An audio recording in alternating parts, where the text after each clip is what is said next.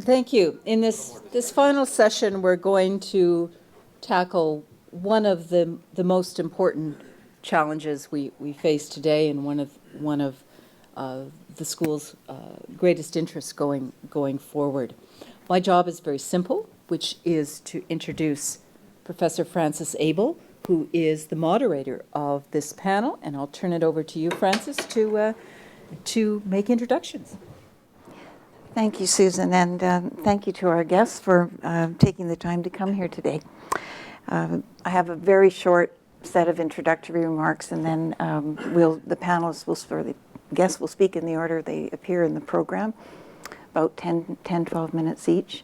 They know that you want to ask lots of questions, so we'll keep some time at the end for the policy conversation to continue.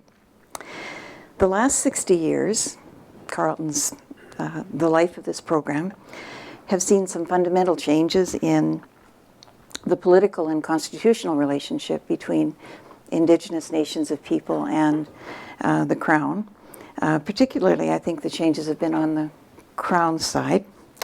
To give you some examples, in 1954, when the school was founded, it was not possible for First Nations citizens to vote in federal elections. They were denied the franchise. The law of the land was still on the books, forbidding the raising of funds for political self-representation. So there was a legal prohibition for First Nation citizens against their organizing in their own political interest.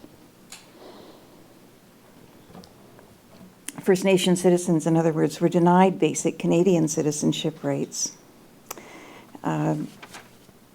This began to change in the period after the Second World War with the rising of a national Indigenous movement.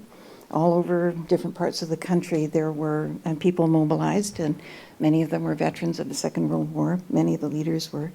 Through political action, through a concerted program of legislation, litigation, through very broad popular participation, through public education and alliance building, the structure of the situation has substantially changed.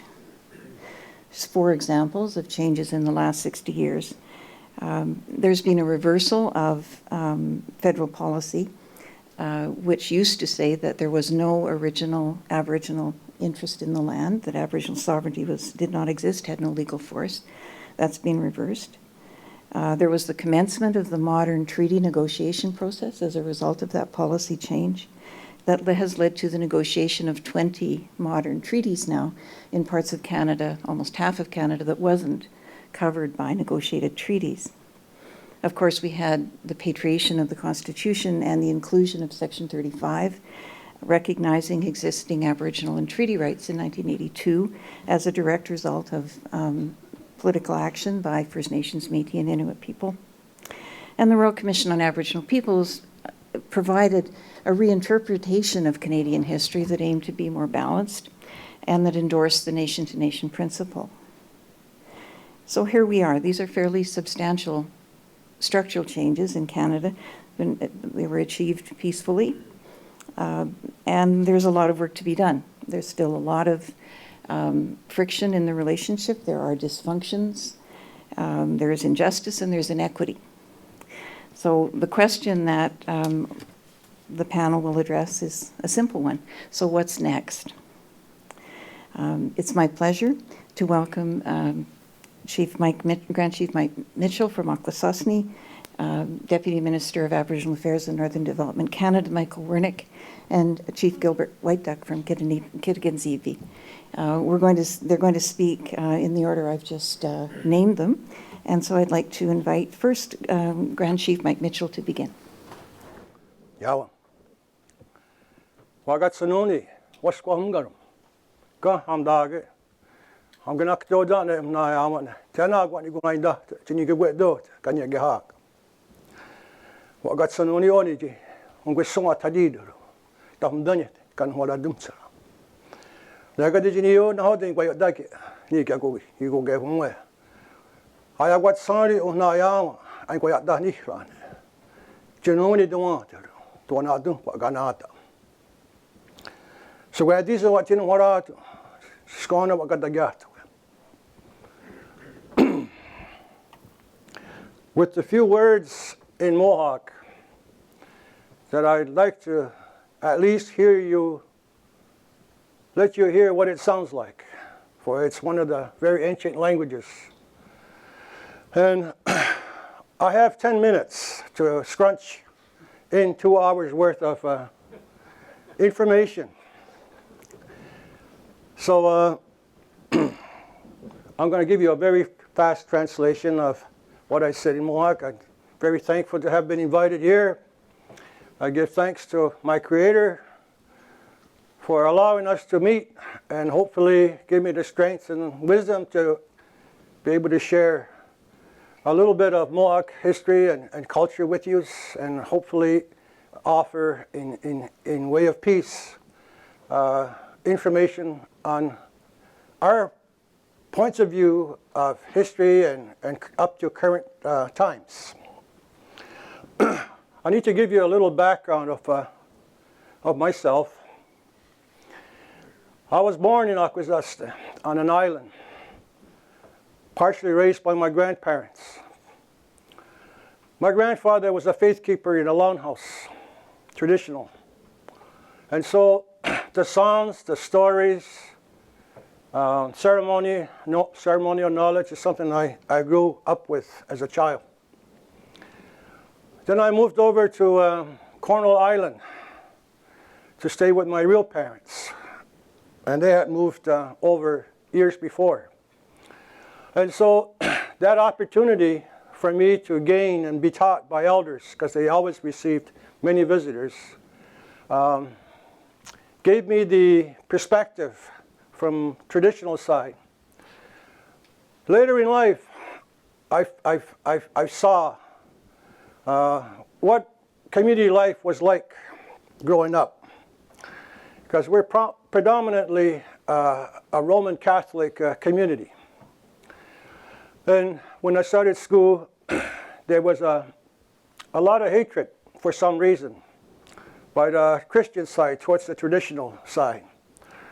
When the priest came to teach catechism in school, he ordered all the pagans out of the classroom. I was one of them. And we had to stay in a corner until it was done. Then they allowed us to come back.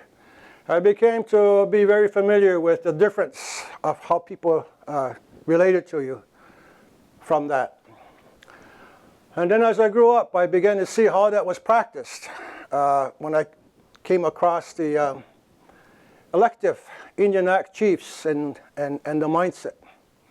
They too had this inbred into them that they must hate their traditional brethren. So there's always this conflict. What happened, and I became a teenager, I couldn't really see why, amongst our own people, we were born and bred to have this distinction among ourselves. For we were the same people. And so later in my teenage years, I began witnessing intertribal, not wars, but very hard difference. The traditionals didn't get along with the Canadian Band Council chiefs. The Canadian Band Council chiefs didn't get along with the tribal chiefs. And here we were, a community of, probably at that time, what, 9,000, of which half of the reserve was on the American side and the other half on the Canadian side. 2/3 of that on the Canadian side was in Quebec and 1/3 was in Ontario. So if you ever grow up in a complicated border community, I was the one that had that experience. So now they say everything that happens in Akwesasne happens later in Canada and the United States. So y'all talking about Quebec separation now, it's something that's on the very much in the minds of Akwesasne right now. So what we couldn't really fully understand, why there would be that kind of attitude from the elective band council system. And so very early through these conflicts, I began studying what drives the elected band council leader. Where does he get his knowledge from? From the Indian Act. And why would he be acting in such a certain way that he is better than the rest of his people in that mindset? Because you grow up different ways. In a traditional way, in our government, traditional government, and I should tell you, my mother is a clan mother in the Mohawk Nation. I belong to the Wolf clan. She's a Wolf clan mother. So you would think that I would be the last one that would ever become an elected band council chief. Well, very young age, I wanted to see that type of behavior disappear. And so did a lot of our people from the Christian side. And so in 1982, I ran for a position of the St. Regis Band Council at that time. I became their Grand Chief in 1984. And aside from 2006 to 2009, I've been the Grand Chief ever since then. It wasn't a very good introduction. When I was sworn in, they said, we never had a pagan chief before. And somebody else in the crowd just like this yelled out, we'll string them up in a couple of weeks anyway. That hatred was that strong. But from all the elders, Christian, non-Christian, they wanted to see a better world. And when I got into the in-depth part of administration and governance, I've come to the realization what the elected system through the Indian Act was really like. For what existed in our community is a symptom of the very beginning of the origin of the Indian Act. For when they legislated the Indian Advancement Act in 1876, they said we're going to educate the Indigenous out of the First Nation, and we're going to Christianize them, and they're going to forget their ceremonies, they're going to forget their language and their culture, and they'll be one of us. So here we are in modern day times. What is it that we're talking about? The key to education, survival, from spots across the country, which my colleague is going to talk about later, is those communities who incorporated culture and language and history back into the education system. And those are the areas where kids are graduating, going on to college universities. Leadership. I'm one of the product where people said we must maintain our identity. And the respect comes from your culture, language, where honor is embedded from the time you're born to the time that you walk. On the traditional side, the mothers watch their kids when they crawl on the ground to when they walk to when they can hunt. They knew who was going to be a good leader just by their actions. And the women would get together and they would say, in their clan, we have somebody who's going to be the next leader.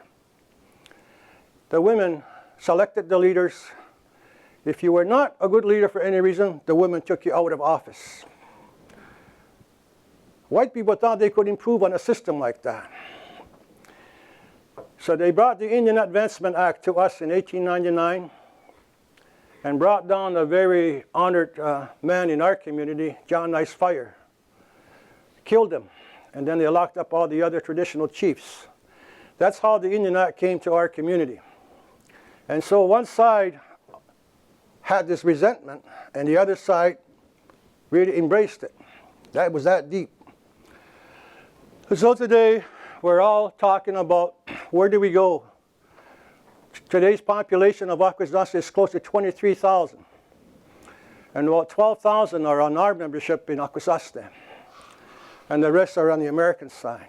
But as one people, one community, we're always fighting for how we're going to survive.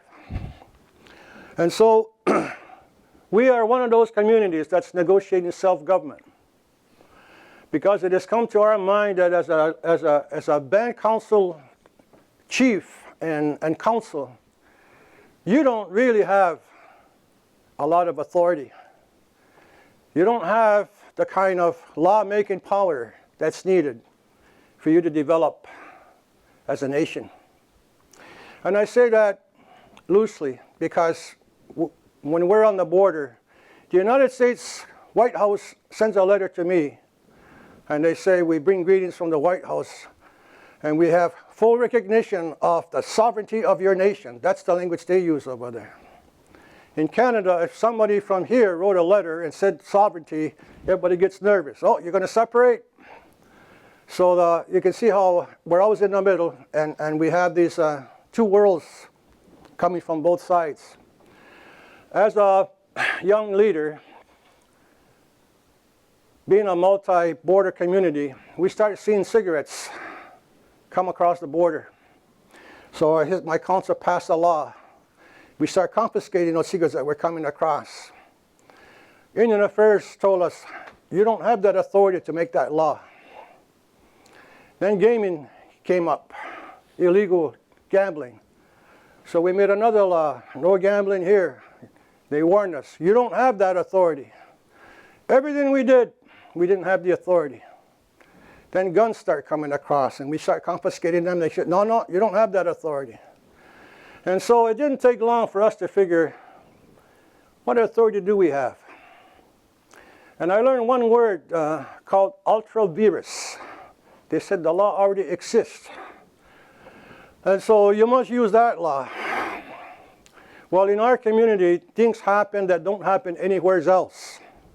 So right from day one, I start thinking, we got to take this over, but for our own reason.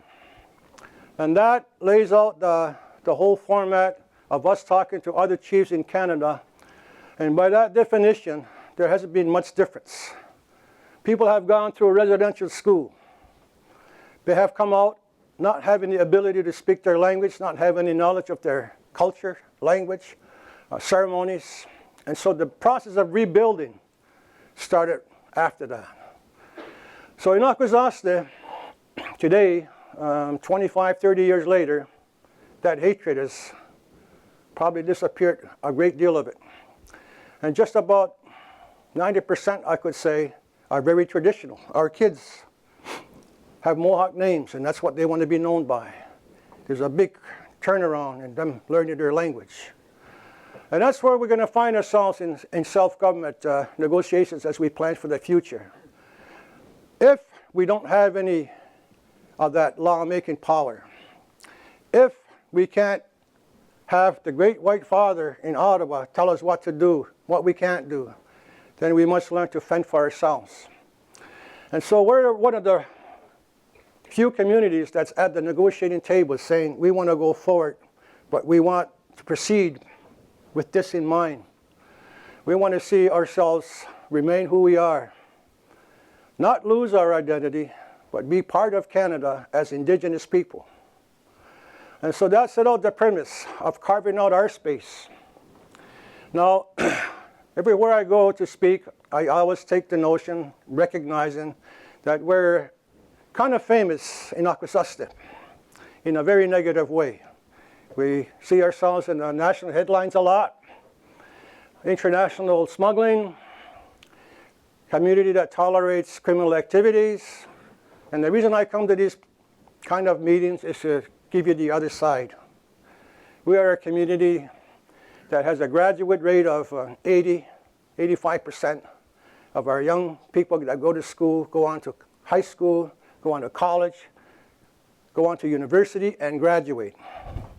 And in our school system is a strong component of culture, language, history in the criteria. We have 90% Native teachers. So all these things factored in. This started 20 years ago, by the way, and now what we're seeing is a steady, strong education system. Politics is the same way. We have come to recognize who we are, or re-recognize who we are. And so they say Akwesasne is one of the leading First Nations communities. But it was because we returned back to our traditional roots in a strong way. And now that we prepare to sit across from all the other First Nations in Canada, we can compare. We can compare our notes. So I thought I'd give you that fast introduction because as we engage more into the origin of the Indian Act, where it's at now, the limited authority of First Nation governments, and where we're going, what's our place in Canada is what I hope we'll be discussing as we get through, have more dialogue. Thank you very much. Thank you. Thank you very much, Grand Chief Mitchell. It's my pleasure now to introduce Deputy Minister Michael Wernick. Thank you, Francis, and thank you for the opportunity. I do want to start by acknowledging that we are gathered here on the campus on traditional territory of Algonquin peoples, and it's great to have one of their leaders with us this afternoon. I want to thank the school for the invitation to be here. I've had a relationship with the school for quite some time now as a champion or partner. I'm now on the board of this university and know it very well, so it's always a pleasure to come here. Very pleased to be here with Grand Chief Mitchell and Chief White Duck, both of whom have worked tirelessly on behalf of their communities. You're very lucky to have them and to have them share your experiences with you. I will tell you, Francis, that you have assembled a panel of statistical outliers, though we are not typicals for our professions. As you know, the typical tenure of a federal deputy minister is about 2 years, 2.5 years, and I've been in my job for 8, so I keep pulling the curve out. And the other is the typical tenure of a community chief is getting very, very short these days. And so people that have been able to survive the world of community politics and keep getting reelected are becoming the exception. Last year, in the sort of post-Idle No More world, there were 183 banned elections, and the chief was replaced in more than half of them. There is a wind of change going on out there, and a lot of very, very long-standing leaders either didn't get reelected or, seeing what was coming, didn't run again. You also have failed totally on gender balance. If you look at the numbers, I won't speak about federal deputy ministers, but which is about 40%, I think, these days. I looked at the numbers before coming, and if you add up all the chiefs and councillor positions that are in our database, about 30% are female now. More in Western Canada, less so in Eastern Canada, but that is a trend, which is another thing to take some comfort in. My co-panelists have better perspectives than I on how things land in communities, and I do want to say, at the risk of sounding in any way patronizing, I want to acknowledge their tremendous leadership. It takes incredible resilience and persistence and courage to be chief in a community. These are arguably the most difficult positions of political leadership in the country, and it's hard to survive and it's hard to thrive, and it requires tremendous leadership skills. And I do want to acknowledge that even when we don't agree on everything, and even when we have a certain degree of friction, we hope to have that relationship as respectful and as open as possible. So there's lots of topics to cover. I agree with my friend, Grand Chief. Happy to take questions and comments on any of them, but I think I'll focus my remarks, since we're standing in a School of Public Administration, on the field of governance as a sort of a connector, and make a few politically incorrect observations on governance, and then take your questions. Important caveat for the camera, which is these are personal observations based on my professional experience as a nonpartisan public servant of 33 years service. They do not bind in any way the 7 prime ministers and the dozen ministers I've served, or the reviews of the current government or the next government. These are just my views as a practitioner. I'm very conscious that the position I hold is basically a 400-year-old position. There has always been in Canada someone who has been the Crown's representative in the executive branch of government who dealt with Indigenous peoples. It goes back to New France, it goes into the British colonies, and it passed into Canada. And I happen to hold that mantle right now, and I'll pass it on sometime soon to somebody else. It's a position which always has to exist. So my aspiration is just to be the best Crown that we can be. There actually has been a lot of attention to governance over the last 10 or 15 years, and I've been invited to a lot of panels and conferences and workshops on the topic. There's more work on governance generally, whether it's private sector and corporate governance in the wake of the Enron and other financial sort of scandals. governance in the field of international development, governance in terms of innovation and how to deal with wicked problems. And there has been attention to governance in the Indigenous space. And I think what all of the research and all of the experience shows you is that it really is the most important variable or issue. There's no amount or mix of public policy interventions and no amount of funding that will create better economic and social outcomes if the governance isn't working. It is the vector that makes everything else work or not work.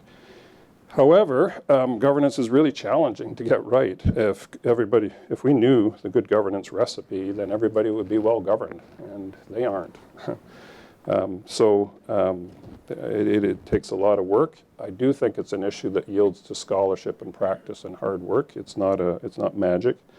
And that it's worth studying and it's worth working on, and I commend people that come into the field and are here pursuing their studies or teaching and researching in the field.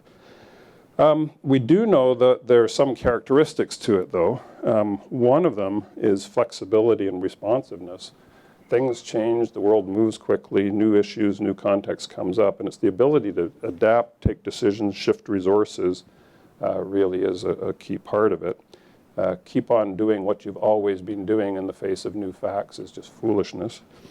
It does involve some degree of transparency about what's going on and accountability feedback loops so that your voters or electors or citizens are giving you feedback as to what works and what doesn't work, what their needs are. And it does involve incentives, the incentives to do the right things and the smart things and stop doing the wrong things and the stupid things. And if you can get that mix right, then you get to better outcomes. It does involve managing assets well. It involves collecting and investing revenues. It involves making choices about priorities. Nobody who governs can do everything they want to do. And that whole process of making choices within a fixed amount of time or fixed amount of resources is the real art. Now, every community or every polity has assets that it can bring to bear. And for First Nations or Inuit communities in particular, they can be land, they can be resources, they can be subsurface rights, they can be trust funds, they can be access to fish or anything else. And then increasingly, it's the brains and the know-how of their people, and especially their young people, which is the greatest resource. And I agree entirely with what Chief Mitchell said. It is that grounding in a sense of who you are and where you've come from, mixed with the skills of how to deal with the 21st century world, which is the most important thing to be working on. I would say, just as a footnote, Chief Mitchell, I came across this at a conference I was at last week. It's true the American nations have sovereignty, but if you go a centimeter outside of reservation, they have no rights. Whereas in Canada, you have traditional territory and you have Section 35 rights that can be exercised off reserve. So it's a bit of a trade-off, in terms of between the two systems. And I was talking to an American chief this week who said it's actually easier to do business in Canada than it is on an American reservation. So that's a topic worth pursuing, Susan. There is a tremendous complexity to governance in Aboriginal communities, and you got a bit of a flavor of Akwesasne, which I have to say is a rather unique place given its geography and where the jurisdictional issues are. But anywhere, you're dealing with issues of traditional forms of governance and history, Indigenous rights which exist and have been recognized, efforts to pursue self-government and self-determination, and how to reconcile that with the legal and political structures of the rest of the country. This is a really challenging and complex area. The one big fact about the Canadian space is what happened in 1982, which I think Francis alluded to, which is hardwiring into our Constitution a recognition of Aboriginal rights, either defined through treaty or not defined through treaty. That was a seminal date, and it changed everything, frankly, in terms of going forward. And if you have any doubt about that, just go visit Australia, as I was in January. There are no treaties. Neil Young cannot tour Australia doing an Honor the Treaties tour in Australia because there are no treaties. There are no Section 35 rights to go to court with. It's a very different relationship, and they are starting the process of reconciliation at the baby step of maybe, possibly 5 years from now, acknowledging that there were people there before European contact. So we're in a different place in terms of our recognition. There's lots to be done in terms of the implementation of those rights. I noticed Beverly McLaughlin, the Chief Justice, quoted in an article today, 30 years and 20 Supreme Court decisions later, she says, we're just getting started on defining that relationship. So the big difference in Canada is that the courts play such a big role. You can go to court with Section 35 rights, and you can seek to have them enforced, defined, and interpreted. And as the National Chief keeps pointing out, First Nations have generally beaten the hell out of the government in court over the last 30 years. They've had a big impact on hunting and fishing rights, gathering status, membership, identity, duty to consult by governments. And there's a larger framework of law being created on a duty to consult Aboriginal peoples before decisions are made. And the courts are now creating a doctrine of duty to diligently implement agreements. So there's an enormous industrial sector in Canada of lawyers and consultants who help Aboriginal people assert those rights. Some of them are very good at it and helpful, and some of them are not. But it's a very unique made-in-Canada thing. So 30 years later, why is the progress so uneven, and why is it so disappointing when you look at it from a larger historical arc? We have come a long way, and I could give you the speech about how far we've come. But I think really it's how far we still need to go. That's the issue for a conference like today. I always single out, people who have heard me on this subject, what I think is the best piece of advice on the topic, which is the report from former Auditor General Sheila Fraser in May of 2011. Go download it, go and read it. The opening part of that chapter, which was a capstone piece she wrote 4 months before retiring as Auditor General, on having done 30 audits in the First Nations space, how come things weren't getting better faster, and read what she has to say about it. It's very much, I think, my playbook and the best piece written on the topic. She pointed to a number of structural impediments that get in the way of simply adding money and hoping for the best. The 4 things she cited as critical factors are, 1, a lack of legislative base for the programs, the key programs on reserve. 2, lack of an appropriate funding mechanism. 3, lack of clarity about expectations and service levels. And 4, lack of strong organizations to support local service delivery. So I think that still is a very good roadmap and agenda to be working on, and explains actually a lot of the things that the government I serve now has been working on. There are lots of governance-related topics that we could talk about. I'm going to touch very, very briefly and not do justice to a few of them.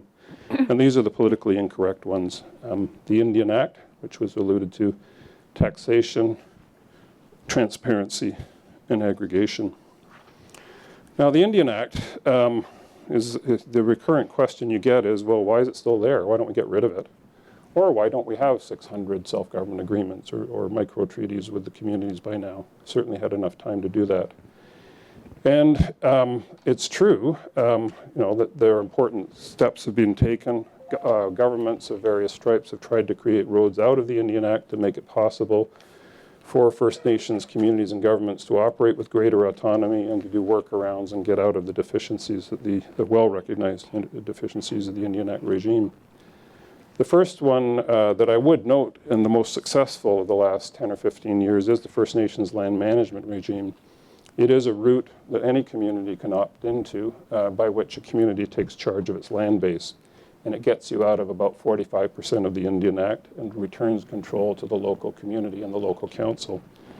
After a bit of a slow start, we now have rapid expansion of that, and we now have 98 communities moving into the First Nations land management regime, or as I prefer to put it, leaving the Indian Act and taking control of their land base.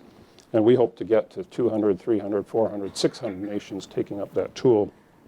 Many of the communities in British Columbia that Excuse me, Michael. Sure. That did the Land Management Act then moved on to modern treaty. We're also trying to find ways out of the elections regime and others. The elephant in the room is everybody says get out of the Indian Act, but nobody really wants to get out of its essential features. If you did an honest survey in many communities or many councils and you said, do you want to get rid of the tax exemption? You'd probably get a majority no. If you ask people, do you want to get rid of communal land tenure? You'd probably get no. Do you want provincial laws to apply on your reserve? You'd get a no. So people are saying, let's get out of the Indian Act, but let's retain the three most important legal features of the Indian Act. So it really is about an exit strategy to something different, something that reflects a mature government-to-government relationship or nation-to-nation relationship in a new form, and getting rid of the dead wood and the administrative heaviness of the Indian Act and returning control to communities. The issue at the intersection of that is taxation and finding a way for communities and governments to raise revenues from their members. And that's a very hot button issue. But I have to say very bluntly that governing is taxing and taxing is governing. And if you aren't collecting revenues, you're not a government, you're a service agency. So how do we find ways for Aboriginal governments to develop revenues, develop those kinds of accountabilities to their citizenry? You have to be taxing, borrowing money in capital markets, as well as spending to be a government. And there's a lot of ways to do that. There are many communities have taken up tax collection agreements or collecting property taxes, sales taxes, and income taxes. And in fact, about 200 First Nations now get less than half of their money from government transfers. The management of those funds and revenues is probably the most interesting governing issue going forward. And all of the people that have worked on intergovernmental finance, equalization, fiscal transfers probably have something to bring to bear. Accountability and transparency. How do you make sure that the accountability is not sending reports to INAC regional offices, but reporting to your own members so that it's parents in the face of the principal, citizens in the face of the band council, and I know the chiefs experience that every week, but creating those healthy accountability loops directly to communities, transparency about resources and what's going on. That's not a problem in most communities, but it is in some, and to deny that it is in some is not being very helpful to moving forward. And I think there's lots of stuff going forward to see how the tools of open data, transparency, that are being applied to all public sectors around the world can be brought to the Aboriginal space. Finally, I think scale and aggregation is the other big issue. Chief Mitchell's lucky to have a community that large, but the median size of a First Nations community in Canada is 500 people, 300 adults. It is a challenge to deliver modern public services in a community of 300 adults. So I think we have to see some work done, and it can never be forced or imposed on aggregation, on the role of tribal councils, of regional groupings, of treaty groupings, service bodies to come together on things like education, water and wastewater, health, and so on. Probably the most exciting development in the last 5 years, which gives us some hope, is the Health Authority in British Columbia, which is a First Nations entity running health services for all 200 First Nations in British Columbia through a single governance model. And that could be a model not just for health, but for other areas going forward. I know I'm running over, but I did want to cover some of those topics. I'd actually say, and this is not a political statement, just an observation, while there's a lot that is a problem and a lot of issues, and it's easy to go out and find a video of something that isn't working, in fact, the trend is one that would make you very optimistic as communities take control of their own affairs, as these young people take control of Aboriginal politics and become very demanding on Aboriginal governments and on mainstream governments. As we see all of us baby boomers leave the scene and create labor shortage right across the country in every sector, in every region, and every industry, so that we need people to fill jobs, where do we find those people? I know where to find them. They're on our registry. And the sort of boom of resource development, which means that most of the economic growth in this country is not going to happen in downtown Toronto or Montreal. It's going to happen in the resource regions of the country. $600 billion potentially in natural resource projects and the supporting infrastructure. If only half of that comes to bear and only 1% of that lands as revenues and jobs in First Nations communities, it would be transformative. And I think we can do a lot better than that over the next 10 years.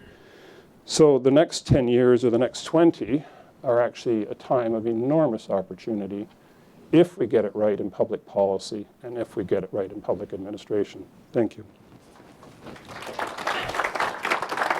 Thank you, Michael. It's my pleasure now to introduce Chief Gilbert Whiteduck. Thank you for being here. Thank you for giving me an opportunity to to share with you some words. I do want to acknowledge the elder that was in the room with us, and Mallory and Tina that are both from Kitigan Zibi that are in the room also. I had difficulty to hold myself back, to be honest with you, as I was listening, because I guess I live in a different world or on a different planet. I just want to share with you first that, I'm from Kitigan Zibi, an Algonquin Anishinaabe community, one of 10 that make up the nation. And the campus here, as was mentioned, on unceded, unsurrendered, non-treated Anishinaabe land, to which we continue to hold title. The debate to be had for another day. I was raised in the community. I saw the community develop. And I was part of a family where politics at the kitchen table was always discussed, and I was always listening, and there was always these huge debates. And in those days, our parents, obviously, in speaking about Ottawa, meant you couldn't go to Ottawa. They used to say, we're going to go to Cabinet and we're going to tell Cabinet. But it was all talk, because they didn't understand. Nowadays, some things have changed, but most hasn't. We speak of policy, we speak of legislation, imposed. And I was recently reading, and I said, has anything changed? And I was reading this, right after Confederation. The great aim of our civilization has been to do away with the tribal system and assimilate the Indian people in all respects with the inhabitants of the Dominion speedily as they are fit for the change. Sir John A. Macdonald, the founding father, one of. When we look at it from a community perspective, we ask what has changed. The push going forward in regards to assimilation leading to termination. I got into working in the community in 1973. Indian control of Indian education policy had been accepted by the then Minister of Indian Affairs, Jean Chrétien. This was a few years after the White Paper. There was a lot of movement in Canada, a lot of hope that maybe there would be change. I got elected to Band Council in 1976, served many times after that, in the hope, because we used to hear, as we do today, from government officials of all colors and stripes, you know what, we are making small steps on policy development. Gilbert, you got to be patient. And I said, my patience has run out. Legislation, imposed legislation will not work. Policies that do not include First Nations, if we don't have a buy-in, will not work. You can have all the academic discussions you want. They're not going to work. Our people owe the solutions. And when I hear about accountability and transparency, you want my blood to boil in what I observe in the federal government, and when we try in our community to put in the tools of accountability to our people, first and foremost, and manage programs in a way that are meaningful for our community, and all of the policies, or many of the policies, and the legislation that handcuff us, hold us back from the kind of things that we owe to our community. I will never pretend, and I don't, that I'm more knowledgeable than anyone else, not whatsoever. Because many of the things and the values that I carry in the role that I have today come from teachings that I've learned and heard from elders. I often say I went to get my education.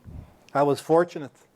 We were very few of us that graduated when I was leaving, very few, if any at all. But I always said that nothing would stand in my way. And I'll share a story, if I may, because I think it's important that I do. In the community where I live, all of us were all poor. We didn't know we were poor because everyone was the same thing. My father worked in logging, worked very hard. And I don't know if any of you have ever worked in a lumber camp. I had that opportunity to work in a lumber camp. and to work in the community. And you know, if your chainsaw broke down, I mean, there was no food on the table, and if there was a big snowstorm, well, the paycheck wasn't just appearing in your bank account. And very often there was very little to eat. But that's fine.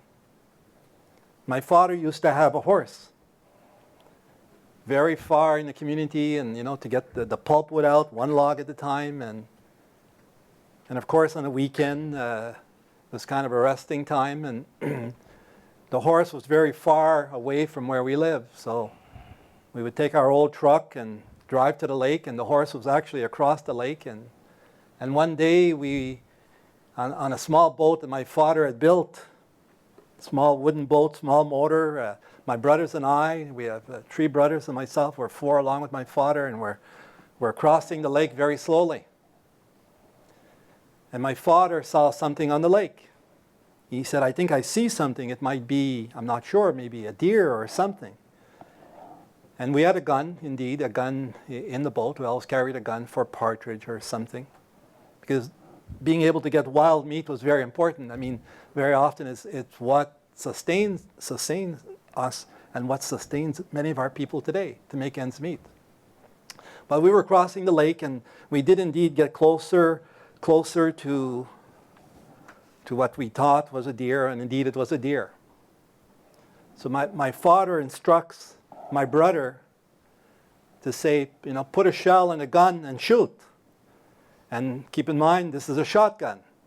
So he does shoot, you know, bang, it shoots, and the deer is swimming even more rapidly.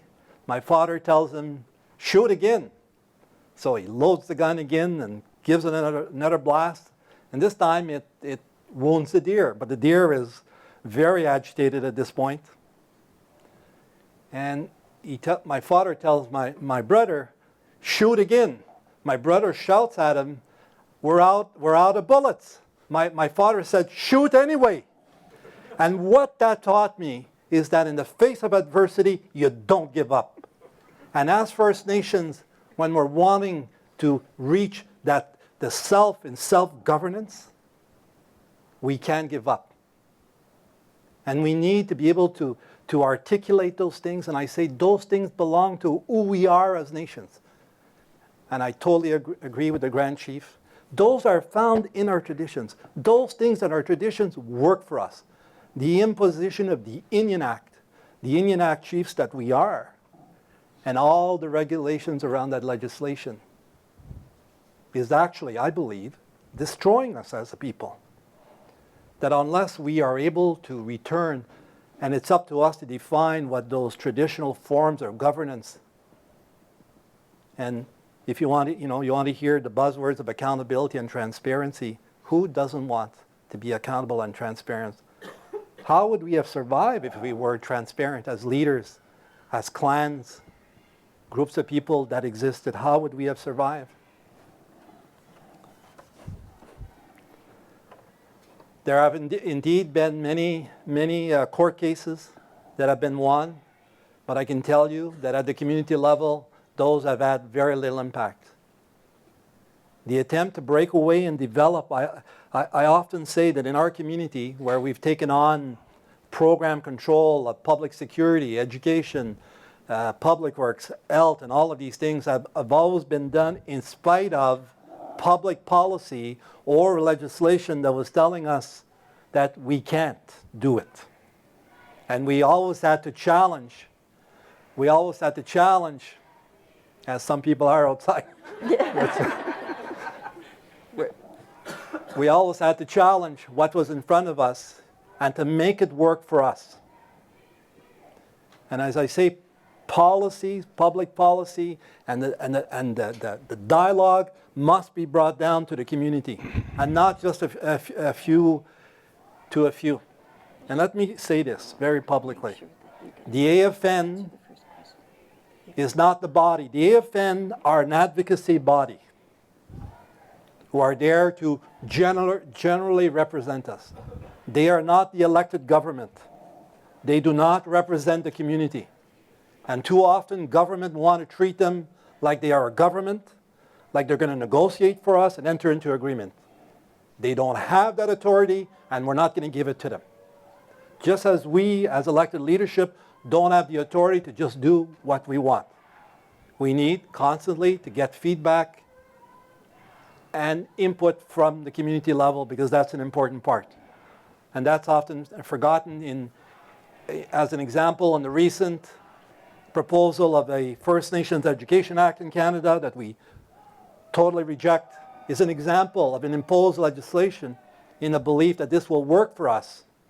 Yet at the end of the day, we should be happy. And let's talk a little bit about taxation. And of course, government, you collect taxes, you take care of your people and whatnot.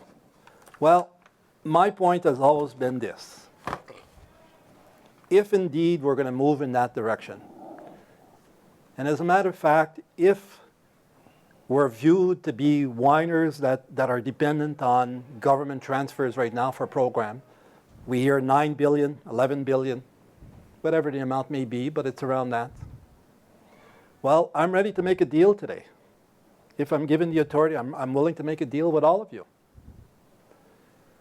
Keep all of that money. Don't send us 1 cent from this day on. But in return,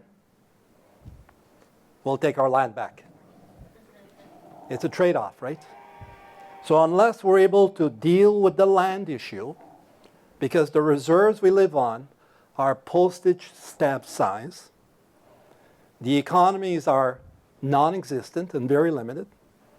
If we had access to our territory and to our resources, modern forms of self-governance will obviously emerge, where you have the pillars of economic development, education, social programs, high levels of accountability, and you have all those mechanisms. But up to now, we have not been allowed to create those structures because of resourcing.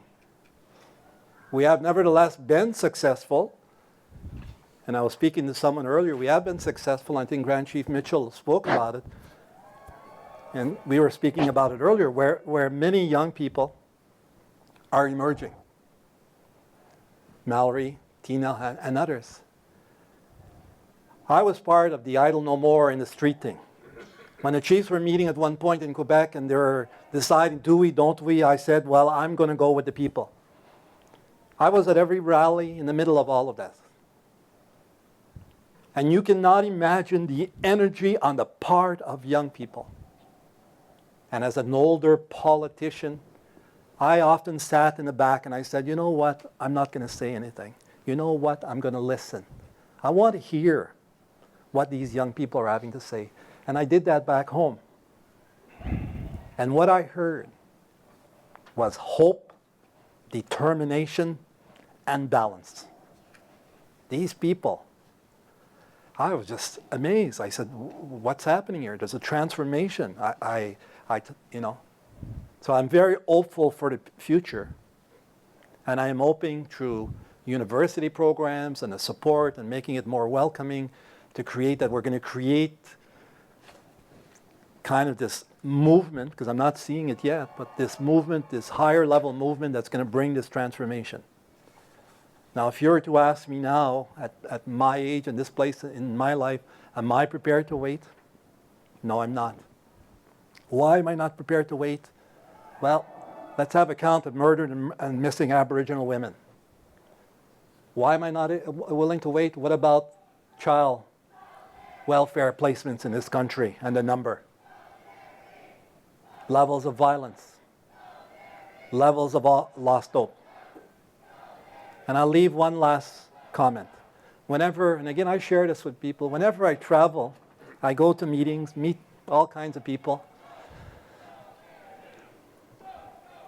I'm always hoping that I'm leaving something that's going to be helpful. Very often I realize it isn't, and I'm driving back home to Kitigan-Zibi, an hour and a half away, and I'm reflecting on, as I looked in the audience, what feedback or body language was I seeing. And I'm also thinking, Gilbert, did you have an impact today? Did you do something that's going to come and change a policy, a view, an interpretation that's going to come to help those most in need?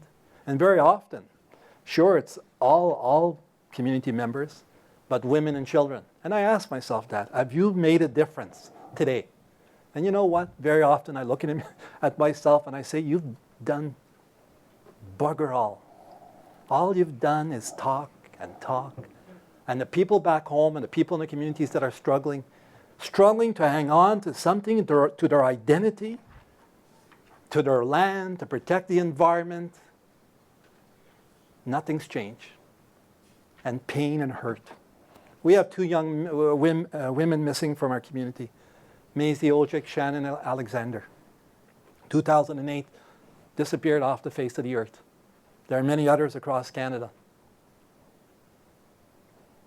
As we always say, maybe it's happened to some of you in the room, but if it hasn't, what would it mean to you? What would you do? As we see the women in Canada, the Indigenous women trying to stand up to the best of their ability, why is there not, does this not matter? Or does it only matter to a certain level? When we see poverty in our community, does it only matter a little bit and then we're out of sight, out of mind? Or as one reporter pointed out, you know, government or someone used to say that we were a bunch of drunks that couldn't do anything. And now that's no longer the issue. It's all band councils are corrupt. Let's focus it elsewhere. We're corrupt. Well, I challenge you. I mean, for our community, if you think you're corrupt, you better put it in the right place and prove it. If you think we're doing something that's so outside what governments would normally do, well, I'll challenge you. But I challenge you further, is to support First Nations communities and nations to take our rightful place in Canada by developing governance structures that belong to us. Don't get in our way, support us. Make it happen. Is it doable? You're damn right it is. Are you willing? I'll leave you with that question. Thank you.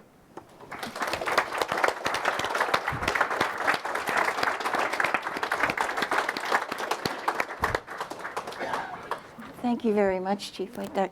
We're going to move into armchair conversation mode now. So I would invite members of the audience to please line up behind microphones if you'd like to ask questions. Welcome to Elder Luted. Thank you for being with us. Nick, would you like to go first? Thanks very much. 3 great presentations.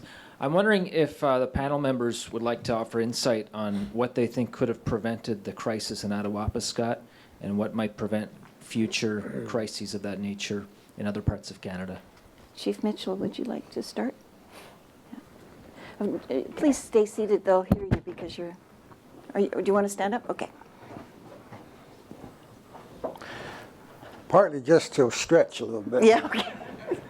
I understand.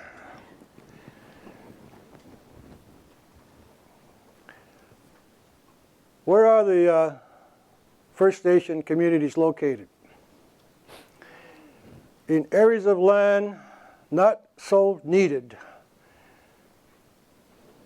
by the larger Canadian society. So, it's safe to say that the majority of First Nation reserves in Canada are in poverty conditions, very poor. Very little opportunity for economic development. And then under a system that doesn't give them much recognition of power or solution to get out of that poverty. That's the blueprint. So that's where we have to start. What is the way out? Our leaders in Canada have been advocating nation-to-nation relationship, and yet nobody seems to figure out what that might mean. They talk about treaties, the core. That would be the basis of establishing a new relationship. And yet the government doesn't understand where that might lead to. And that's really the answer. You see, under the Indian Act, there is not much pride left in First Nations people to do things for themselves, to rise and recapture, rebuild. I remember my grandfather telling me it was our people, the Iroquois, that helped settle the boundaries of Canada. Through the wars, we were allies, he said. But today, we're subjects of the Crown. So that differences in attitude, how we perceive ourselves.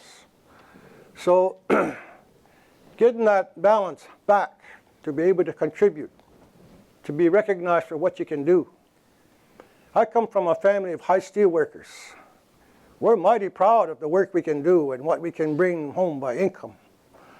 There's other skills that our people have. Pushing our kids to university, really, we're looking at offering a better opportunity in the future.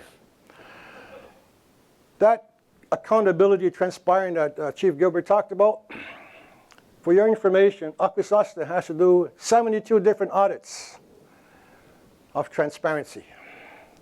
And so it's an uphill climb. We go back to Attawabasca.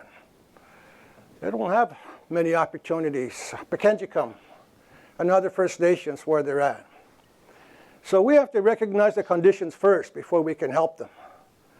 And as you go further north, you will see what happened to the Ring of Fire, what happened to the resource, the gold and everything else, the oil and everything else that's in that land. Are First Nations a part of that? Is there any discussions to include them as part of resource sharing? It's uncomfortable language. But sir, that's part of the solution, is that when we can drive the engine and say, let's establish where our place should be, it would go in that direction. Thank you very much. I'm going to take 2 questions now, and then I'll invite members of the panel to answer.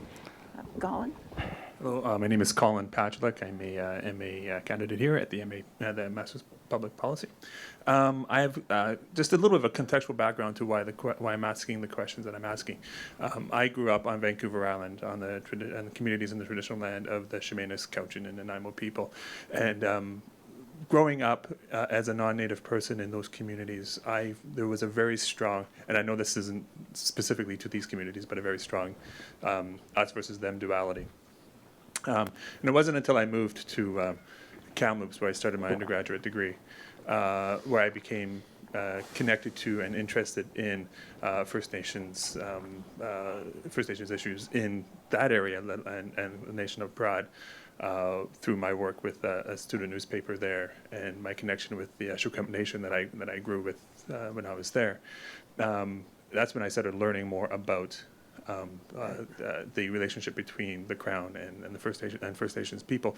And I know growing up, realizing that, I felt betrayed because I wasn't given the opportunity to learn those relationships as well as I should have. And I know that a major factor that is driving that divide is the policy structures, specifically the Indian Act, and a lot of the social and all the things that come from that. So I have actually 2 questions for our distinguished members on all sides.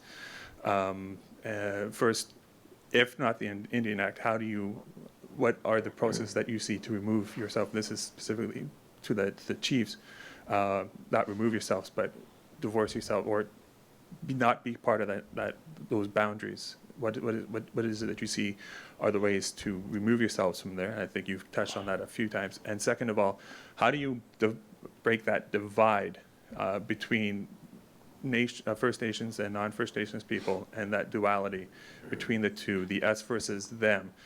Because I also believe that's part of the reason why there is such a slow movement on the government, because the Polish, a large portion of the Polish is very much has that position. So those 2 questions, how do you we can reconcile that? Thank you very much, Colin. I'll take one more question, and then I'll invite the panel to respond. Hi, my name is Brian Owens. I'm also an MA student here at the school.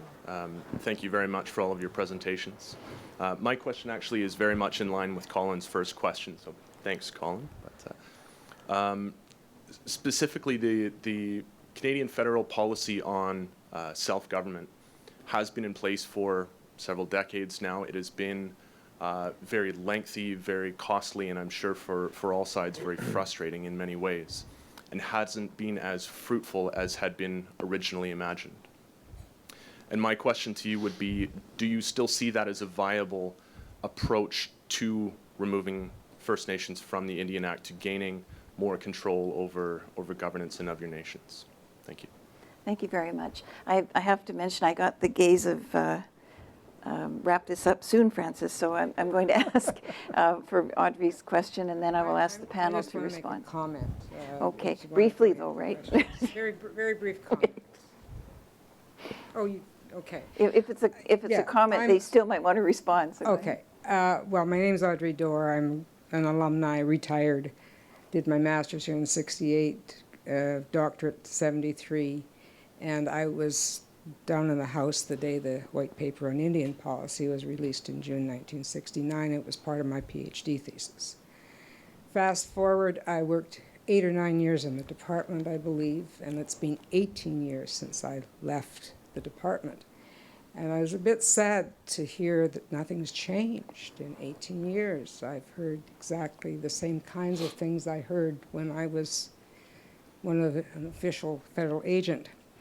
So I just wanted to say 2 things very quickly. One of the nicest compliments I ever got as I visited communities in Northern Ontario was a Northern Ontario chief thanking me for helping him help his people, which I thought I was very grateful for that comment, because it meant I had been playing my role right. I was helping him to help his people. And the second comment I want to make, that I don't have answers. I've been asked that, well, what answers do you have for this? Because I've been through every phase of release the questions. And as I say, I've been inside the communities. But my operating principle, which I think worked, and Mike, you can say I agree or disagree, but my operating principle was, with every person, every chief, every person I dealt with, was to respect them. That's where you have to start. And we're missing that. Somehow we're missing that. That's not there yet. Thank you very much. I wonder if I could start with Chief White in reverse order to ask you if you'd like to respond to any of those questions. Well, I think the question being asked of, where do we go from here beyond the Indian Act? And what I recall, and I'm far from being an expert, but when the constitutional talks were going on, there was two views, right? The first view, I guess the view of the government, was that you had this box, right, that was put on the table, and you would open the box, but the box would be empty, and then we would sit down and define what those rights and what that forward-looking kind of approach would be. While First Nations said, well, hold off, yes, there is a box, but when you open the box, it's full of rights. And we're going to pull it out of the box now, and it's like we're going to unfold, and we're going to read what's into it. So already there was a divide in the view of what that is, where we have always stood that we have pre-existing rights, and the Supreme Court of Canada have often come to confirm this, and even when they're confirmed, we're still battling it. The self-government opportunities as they exist now, in my view, are too limiting. And as Pauline Marois, again, and we'll speak about the Quebec politics a little bit, we had a summit with her in regards to land and territories, clearly said that before we as a government in Quebec, they view themselves as a nation, and that's a debate we would have with them, but she said, you will need to go into treaty.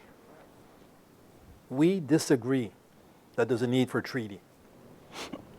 What we're doing is that we're asserting what our rights are, and we believe we then, in this case between Canada and the First Nation, the Anishinaabe Nation, we can sit down and work arrangements. But always that we have that inherent right.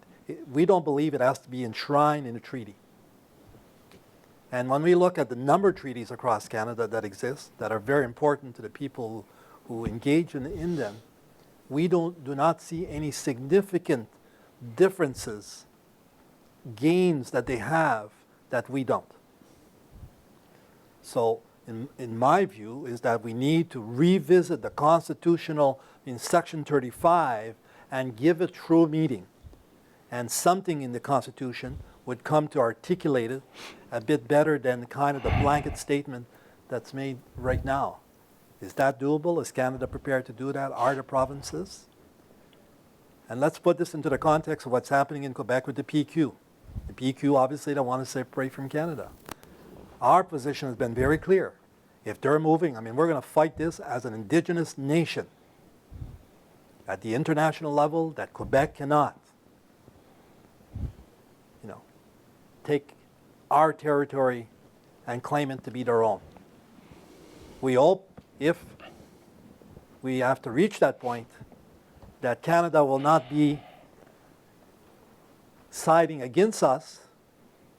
They should be supporting us, and actually we believe we have the best chance to keep the territory called Quebec in this country, much better chance than Canada has, because we have a stronger grounding in that territory than Canada and this confederation has.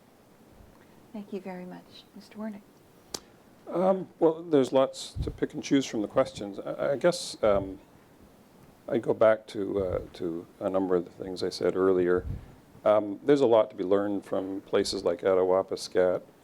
It's worth its own conference. It basically came down to governance issues as an impediment to moving forward, and we're trying to work with the community on that. I think the interesting question that surfaced that year was, why were the communities on the east side of the bay doing so much better than the communities on the west side of the bay?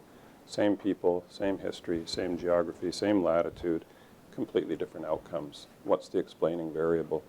And that's worth pursuing. There's a lot to be learned from the communities that are struggling, and there are several, there are plenty of them. But I think there's also a lot to be learned from the ones that have succeeded and thrived and escaped that kind of dependency. This kind of pessimism is a very central Canadian kind of thing in my experience. It's not what I live when you go to places in British Columbia or the Yukon or Alberta or in Atlantic Canada. You can go to our website, you can see videos made by the communities. If you go to the self-governing nations in the Yukon, they would not tell you they want to stay in the Indian Act. They think it was the best thing they ever did was to leave. If you go to a place like Lax Kw'alaams or Tawasin, or you go to Penticton, you would be filled with optimism. Communities taking charge of their own resources and their own control and their own land base. Go to Membertou, go to Flying Dust. There's lots of communities that have seized control. Nobody's on welfare. Jobs are being created.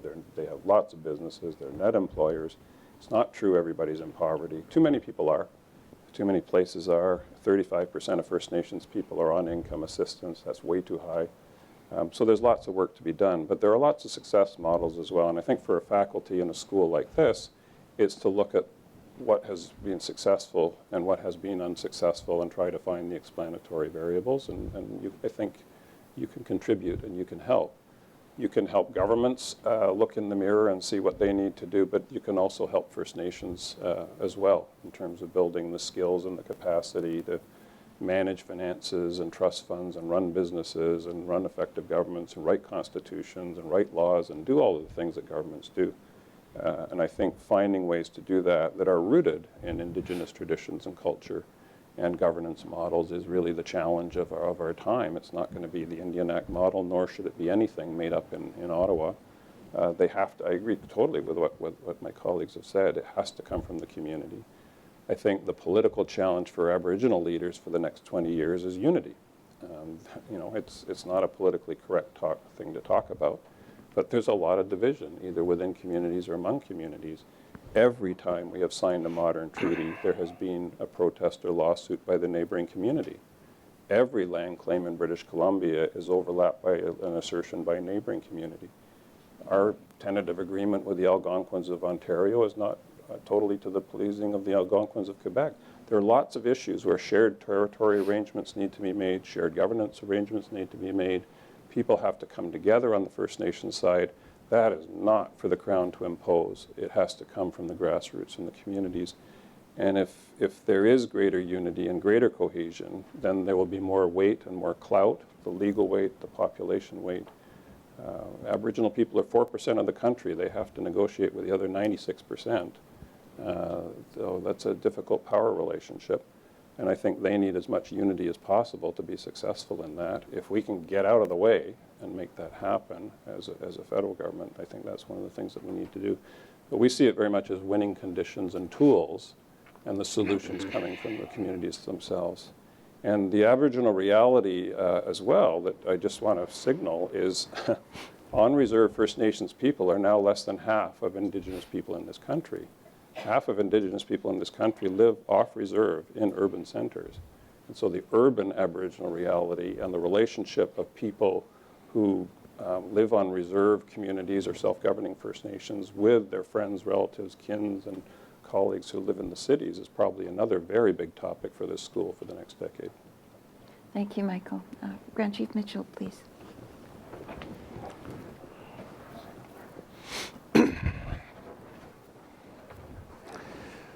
And maybe those half of First Nations that have left their communities were out looking for opportunities, for jobs. And then maybe they found it outside their reserves. And they have a right to do that. But they have their homelands. They have a right to reconnect back.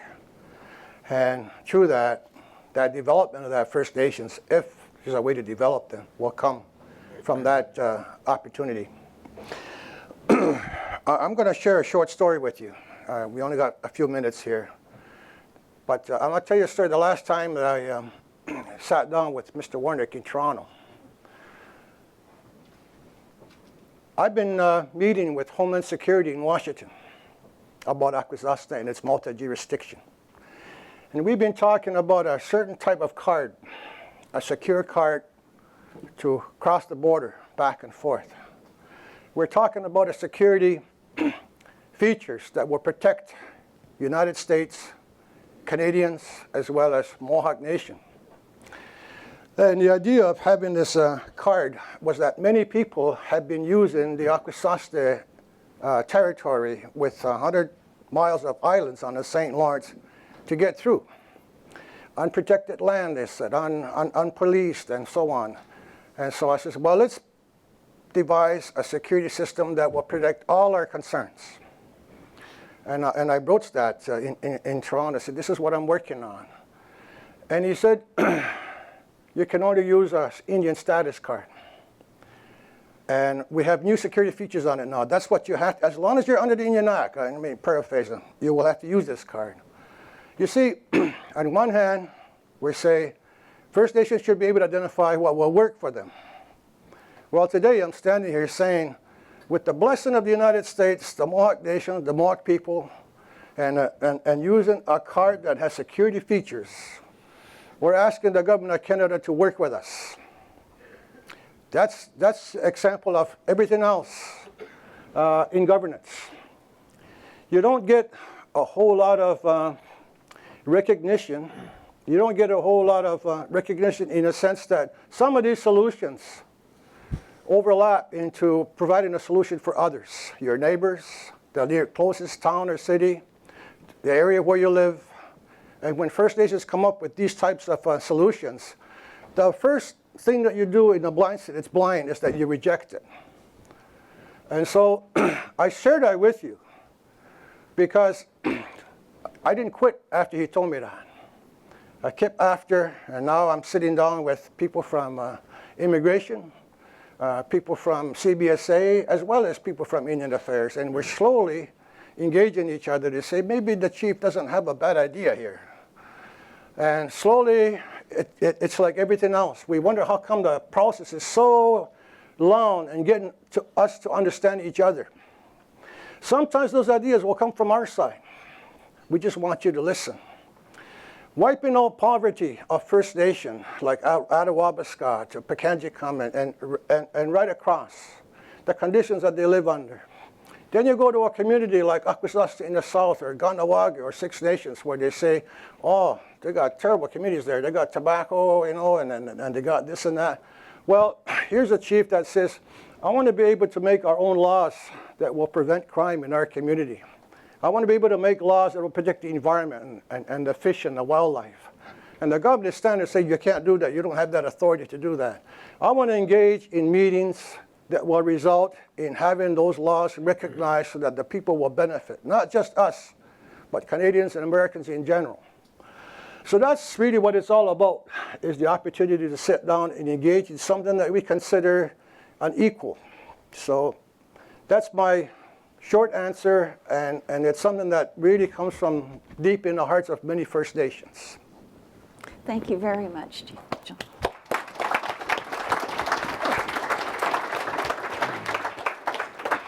I'd like to take this opportunity to thank every one of you for a fascinating panel. I'm only sorry it had to be so short. Susan will be coming up to close the conference. We have some small gifts.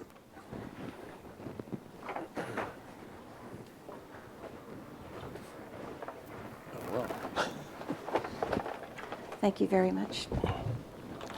Thank you very much. Thank you very much, Michael. Tickets for senators? Thank you very much, Gilbert. We're not allowed. Well, thank you very much, everyone. Well, we do have one more piece on our agenda.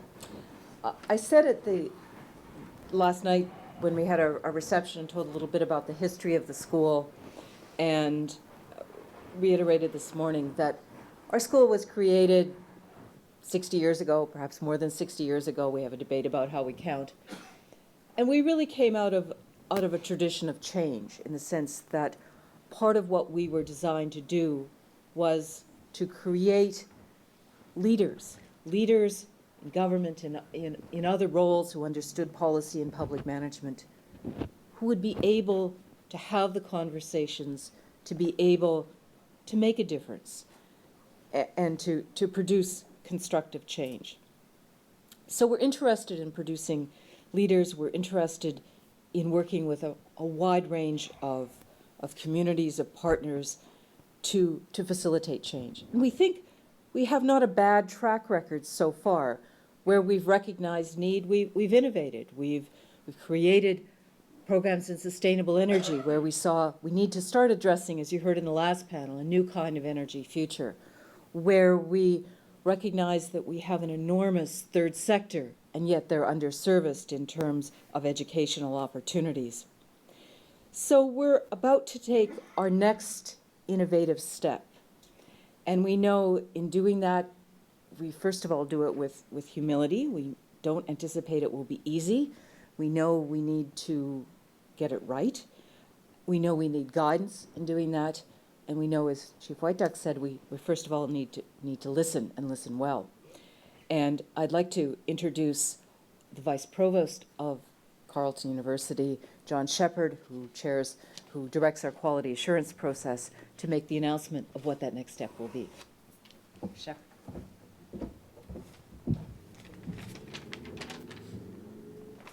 Well, thank you very much, Susan. And I'd just like to begin by saying how grateful I am to have been able to attend this panel this afternoon. As a member of the general public, I am, of course, somewhat aware of some of the issues that were discussed, but by being here this afternoon, I learned a very great deal, and I am grateful for that. I'd like to begin by saying how pleased I am to be invited to make the following announcement, and that is that the School of Public Policy and Administration at Carleton is developing and will be establishing new graduate programs in Indigenous policy and administration. And these programs will be a new concentration in the Master of Arts in Public Administration and also a graduate diploma. Through this, the university hopes to provide a graduate level educational opportunity for people who would like to work with First Nations, with Métis and Inuit organizations and governments, or the organizations and governments that work with them. As is the case for all master's studies, we hope that some of our graduates will go on from this to do a doctorate. The graduate programs in Indigenous policy and administration are made possible by special funding from the Government of Ontario and the commitment of substantial resources by Carleton University. The School of Public Policy and Administration was selected by the Province of Ontario for this work in a competition for supplementary funding. So we're very grateful to the Ministry of Training, Colleges and Universities and its Minister for mounting this competition, and of course we're even more grateful that the submission from the School of Public Policy and Administration was the successful submission. The graduate programs that are being developed and will be established build on long-standing strengths at Carleton. There are many faculty who work with Indigenous peoples, and Carleton has a strong programs that recruit and support Aboriginal students. We all work under the umbrella of a coordinated Aboriginal strategy that is built into the university's new strategic integrated plan. In fact, a specific goal of this plan, one goal among only about a dozen or so, is to support Aboriginal communities and position Carleton as a university of choice for Aboriginal students by implementing the university's Aboriginal coordinated strategy. It's important to stress that these programs, the master's program and the graduate diploma, are being designed collaboratively. There have been 6 months of engagement and consultations going on involving conversations with over 150 individuals. So on the basis of what has been learnt, the program is now being designed in detail. Students will be recruited starting in the fall of 2014, and classes will start in the summer of 2015.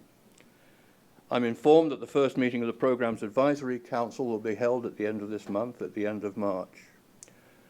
So in closing, and on behalf of Carleton's president, Dr. Rosanna Riley-Runte, and Carleton's provost, Dr. Peter Ricketts, I'm absolutely delighted to say how proud we are at Carleton to be hosting these programs. Thank you very much.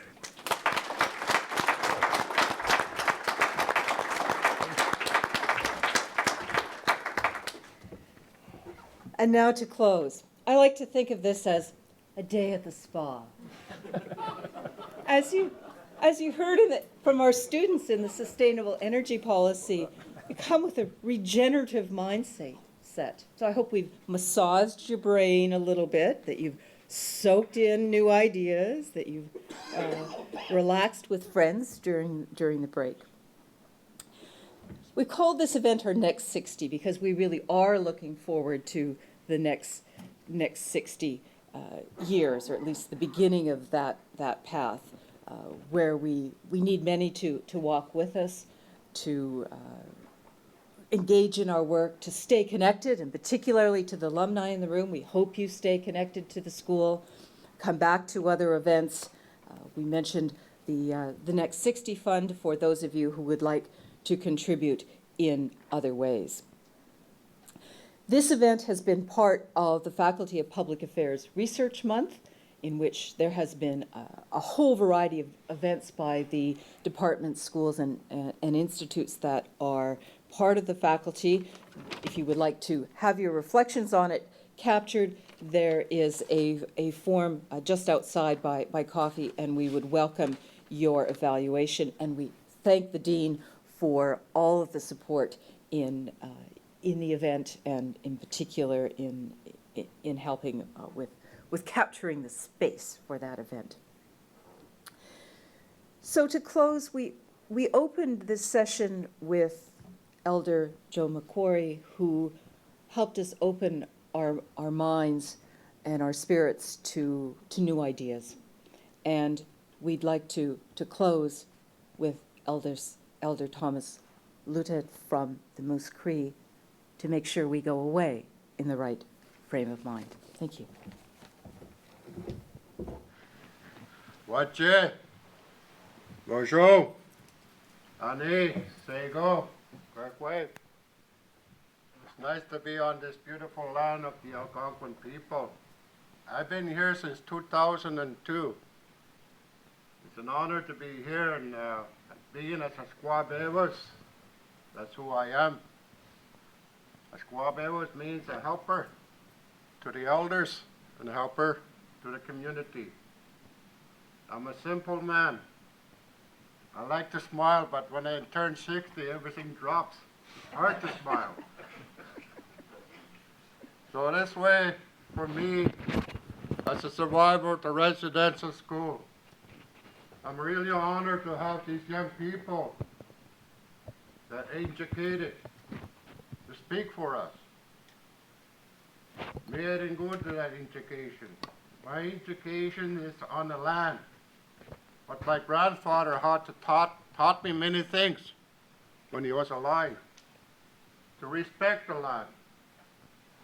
Our first language is our Anishinaabe.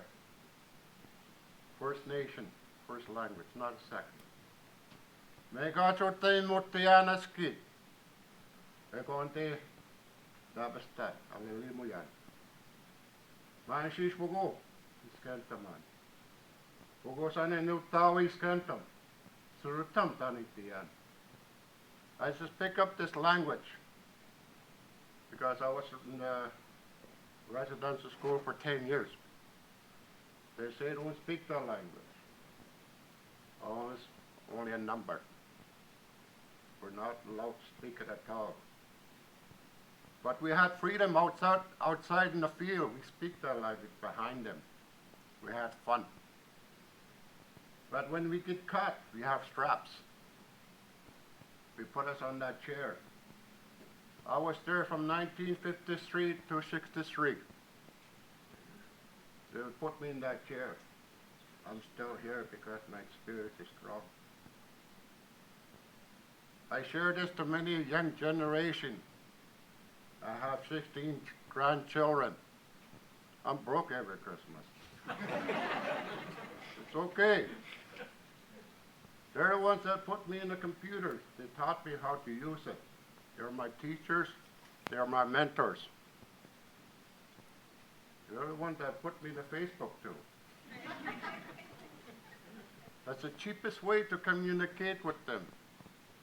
I communicate when they have early in the morning they get up. Hey, Papa. So here I am looking for A and whatever. Are you still awake on the other side, Papa? You know, you have lots of laugh. I have lots of laugh today. I went through many healings from the residential school. Sexual abuse twice. Physically abuse. Okay, we're gonna go suck when they raise up, when they're grown up. These big hands. Never received that in a negative way. In residential school, we never taught to hug. We never taught how to say, I love you. We're just like slaves. We're out in the field. We start school in mid-September. They make us pick up the potatoes, whatever it needs to pick up in the field. That's how we were. Our faces were dark, dirty. We ate carrots, raw potatoes. We're so hungry out there. That's how it was. But what kept me going was my grandfather. That 10 months of the year that I was there, but the few weeks with my grandfather, that's all I needed. That's why I'm here today. 7 of my schoolmates that I went with commit suicide. They couldn't take no more, that hurting. But for me, I think only that way with the elders. That elders that I know for 17 years. He was my teacher. I learned to trust again. He was the one that taught me the 7 gifts of our grandfather. He was the one that taught me the 7 stages of life. That's why I'm here. So I share this to my grandkids. It's okay to cry. It's okay to laugh today. It's okay to share. I'm just a simple, I'm not an educated man. I do logic. The elders gifted me those gifts. They gifted me the eagle fan that I carry, one of the highest honor to receive as being a survivor. I listen to street people, and I listen to other survivor stories. I'm here today, I listen to the politics. Really interesting. I still don't understand it. I live on the land, I'm happy over there. But I'm really thankful to have these chiefs and the other people, other young people, to get education so they could speak for us. I think I'll give him. and do the closing. Be watchful listening and do the closing.